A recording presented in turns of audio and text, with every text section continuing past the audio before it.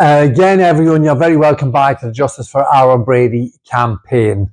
Today we're following up on our scrutiny and analysis of Daniel Cahill's statement, which was taken by Detective Paul Gill and Detective Paul Riley in New York in July 2019. So this is a picture here of Daniel Cahill. You may very well have seen it before, but this picture is actually very, very relevant. And I suppose it's fair to say we have never shown the entirety of this picture before, and we are not going to show the entirety of it now. What we are going to do is look at some of the testimony. We're going to take a couple of bits from the testimony of Daniel Cahill in relation to his attack on Aaron in New York in St. Patrick's Day 2015. Now, the reason why this picture is relevant is because just at the bottom of this picture, it's off screen for you, the viewers, Daniel Cahill is taking a selfie of himself urinating on the street in New York. We think it's near Brooklyn Bridge, amidst traffic. And in this picture here, he has his penis in his hand. Unfortunately, the date stamp is in that area of the photograph. But as far as we are concerned, the date stamp tells us that this picture was taken on the 17th of March 2015. And I'm not sure if it was sent to or it was posted by Jamie McDonald, I think a friend or an acquaintance of Daniel Cahill's. So we're just going to keep that picture up there. And remember, this picture is from the 17th of March, St. Patrick's Day, 2015. The day that Daniel Cahill, Ed O'Keeran, Davy Cushion and Anthony Maguire attacked Aaron in his apartment. Okay, so just going to take a couple of snippets from the testimony which we have published in relation to the attack and in relation specifically to this date. So the very opening gambit of this raises red flags immediately. The very first lines of the interaction and the cross-examination of Daniel Cahill by Justin McQuaid, Aaron's defence barrister. Okay, so at the very beginning, when this was first broached, Justin McQuaid said, "I want to take you back to St. Patrick's Day 2015. I don't think you were at work that day. You have put photographs on your Facebook page and of you out and about on that day."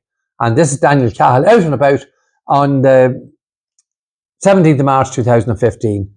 "I actually was at work that day, sir." So this is in 2020. And just like that, Cahill knows I was at work that day. 5 years previously. "Oh, sorry," so Justin McQuaid says, I worked in the Coachman's Inn that evening."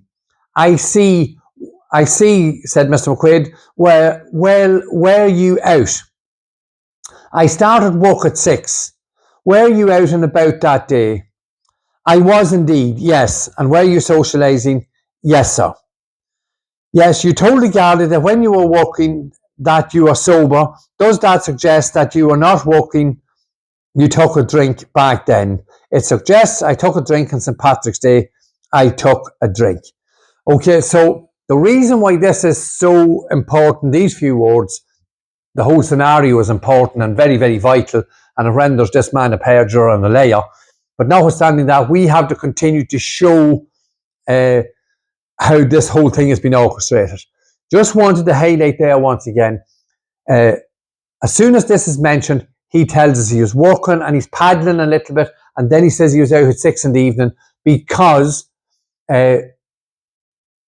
Daniel Cahill and Garda Síochána and Brendan Graham were aware that we had access to this photograph and other photographs of Daniel Cahill out and about on St. Patrick's Day 2015. And as the sergeant that he was working, obviously wasn't true for the entire day. Daniel Cahill may very well be have been working on St. Patrick's evening in Coachman's. I don't know whether he went in this state or not, but what we want to highlight here is the narrative and the story created, particularly by Brendan Graham, and that was followed up by the Irish media, on the lovely, decent citizen this man is. Now, all young lads do silly, crazy things. There's no doubt about that. But when someone is being put up on a pedestal and being lauded as a first-class citizen, shall we say, I think that was Daniel Cahill's own words, that he was a first-class citizen. You're there to be scrutinised and looked at. So urinating on the street and filming yourself and taking photographs of your own body parts in the main street in New York, well, it's really not acceptable. But however, it's not something, shall we say, that was picked up by the Irish mainstream media. So Cahill then goes on to protest. No, sir, I'm just going to go through this again from the testimony, the cross-examination. And no, sir, you have access to my Facebook, and there are pictures of me walking in the Coachman's Inn that night on my Facebook. You can easily find them if you want. The man you are talking about had a problem with a friend of mine because of a girl. You just explained that Niall told you or somebody that Aaron and ML had slept with Aidan's girlfriend. I mediated this situation. So again, you can see how he is paddling and gone back to a narrative that, and because he's telling lies, he can't cover himself continually. We must remember through this cross-examination, as we've put out there in public, it's clear to be seen that Daniel Cahill initially denied any knowledge of the attack on Aaron. And here we have again, I mediated this situation, and it came to the point where Aidan Kieran took Aaron Brady's word that he did not sleep with his girlfriend, and as a matter of fact, Niall actually took the heat. By as far as I was concerned, up till now, Niall was lying, but apparently he wasn't lying. So he's actually making stuff up as he's given his testimony. Because we have spoken to all parties involved, and it would appear that Niall did tell lies about this young girl. And those lies led to this person here, Daniel Cahill, being involved in an attack on Aaron. And that attack, we must reiterate again, obviously he's denied it on the road, so he's purged himself, he's telling lies. But it would render his cosy interactions with Aaron totally impossible. And they were impossible because there was no cosy interactions because of what this man done to Aaron. And then again, the biggest and most glaring omission here is, and again, very often it's the omissions of information that is much more telling than even the lies. Daniel Cahill, while giving this testimony here, there's Cahill's testimony there. So Daniel Cahill, while giving this testimony, and indeed while he was giving the statement, avoided the elephant in the room, which was he was involved in an attack on Aaron Brady. Simple as that. And those of you who've read this part of the transcript we've put up will understand that fully. There's just one more paragraph here I'm just going to put up. I have no idea because I wasn't there and I didn't get the phone from Ed O'Kieran. Davy Cushion had the phone. So he's saving his friend Ed O'Kieran and he's blaming Davy Cushion for stealing the phone. Now this man knew all this information about an incident he said he didn't know anything about or had no involvement in. And we've covered that very clearly in the last video and in the documents we published. So please, if you haven't seen those, go back, look at our last video, and you will see the transcript, the full transcript in relation to the attack. And it's plain to be seen for everyone that Daniel Cahill is telling a tissue of lies because he's been cross-examined by Aaron's barrister, Justin McQuaid. I wasn't there, nor had I anything to do with it. You are seeing information that's false multiple times about this situation. Like that in itself is a lie, because what Justin McQuaid says to Daniel Cahill, to all intents and purposes, Daniel Cahill, albeit subconsciously, is admitting to involvement and he's admitting to deep knowledge of the event, and which by process of elimination and probability, 100, and we know 100% sure Daniel Cahill was there. So again, he's trying to paddle out of a situation he's got himself into, because at this moment in time, when Daniel Cahill is speaking, giving this testimony, he is perjuring himself in an Irish court. You have my Facebook. You know that you have looked at it enough. There are pictures of me in the Coachman's on Friday on the Facebook on that day. If you want to look hard enough, you'll find these pictures of me on 2015 in the Coachman's bar. So if there was any issue with the photographs, and there was photographs of Cahill in the Coachman's, we're more than willing to look at them, and anyone wants to stand up for Daniel Cahill, put them forward and save any confusion. So we are stating quite categorically, as we have done this last 5 years, Daniel Cahill was part of a 4-man group that attacked Aaron in his bedroom in 28 First Street off McLean Avenue in Yonkers, New York. That event, because Daniel Cahill lied about it on the road, that event, because it was omitted from a statement when he was given a statement to Garda Paul Gill. And we have shown you quite clearly that Cahill, inadvertently, because he's telling lies again, mentions on numerous occasions that Anthony Maguire, one of the assailants, had issues with Aaron Brady and had a tiff for him and had a fight with him. And not once did Gill, who tried to get Cahill to say shotgun, not once does Gill ask, well, what altercation, what issue, what was the problem between Anthony Maguire and Aaron Brady? Also in the statement, he tried to say he didn't really know Anthony Maguire, and yes, Anthony Maguire's revealing this information about a Garda killer on the street on Katona Avenue in Yonkers. And these two men, during the course of their statements, said they never told anyone the omissions Aaron Brady had made to them. So the whole thing is just a nest of lies. So this is Daniel Cahill urinating on the street, and it's on his Facebook page. And I do believe a number of years ago, some of the Limerick hurlers were in New York on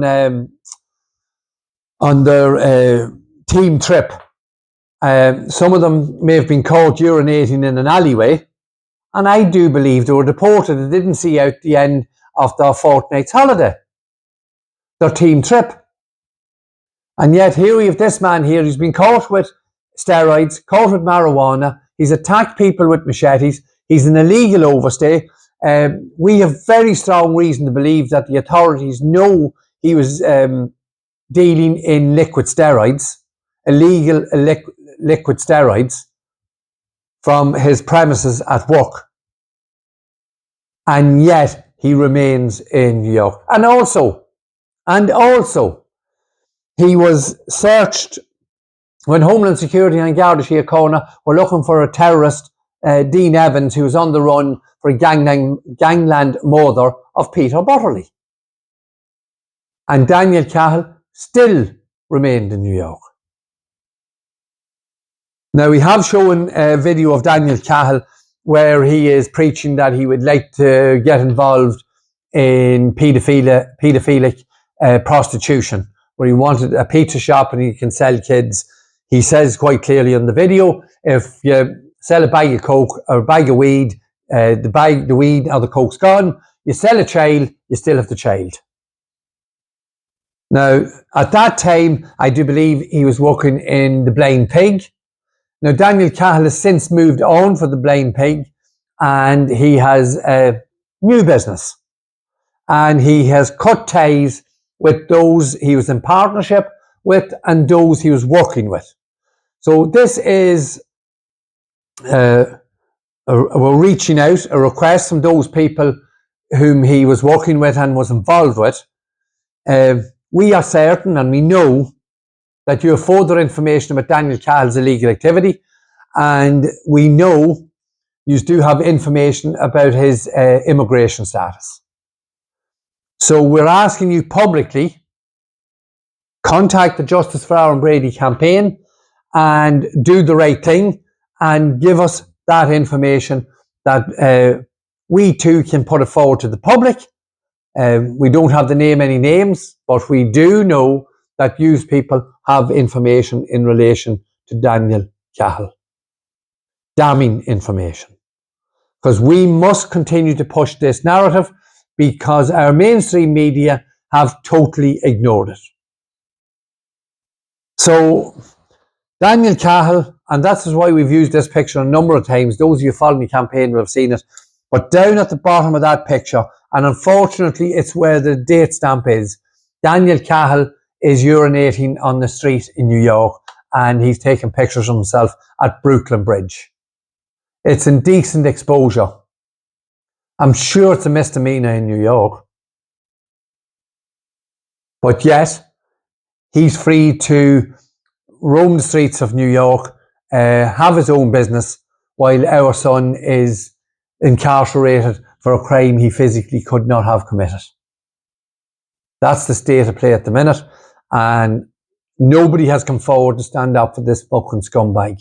We've called him out numerous times. We will continue to do so, and we will continue to work and press and look for the information in New York that will eventually leave the authorities here with no other option other than bring Aaron back to court to finalise his release. So thank you for watching. There's much more on Daniel Cahill and Christopher Morton that we're going to work on in the coming videos. I think we're just going to move on now from these four boys attacking Aaron to the machete attack again, and Daniel Cahill's testimony and how he told lies about that. And we will release to you, the Irish public, Daniel Cahill's testimony where he told lies, purged himself once again in front of the Irish judicial system about attacking people with knives and a machete, again in Woodlawns in New York. Thank you for watching. I know I keep saying it. Please like, comment and share. Please subscribe. We do need your help to get Aaron's story out there. So please assist us with that. Hit all those buttons. Thank you once again. Thank you to those people who have interacted with the campaign and asked questions. Thank you for all the people who requested the testimony of Daniel Cahill for the for his interaction in relation to the attack on Aaron. So hopefully we've responded and sent that out to everyone that asked, and we'll see you all again in the next video. Thank you.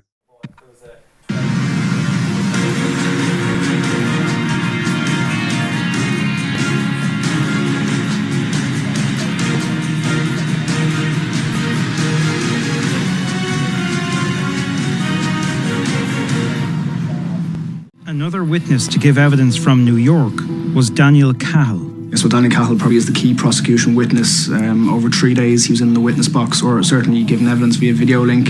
1 day was his evidence in chief, and 2 days under robust cross-examination from the defence. Daniel Cahill was a bartender in New York, originally from Dublin. Moved there in 2013, and he was working at a bar called the Coachman's.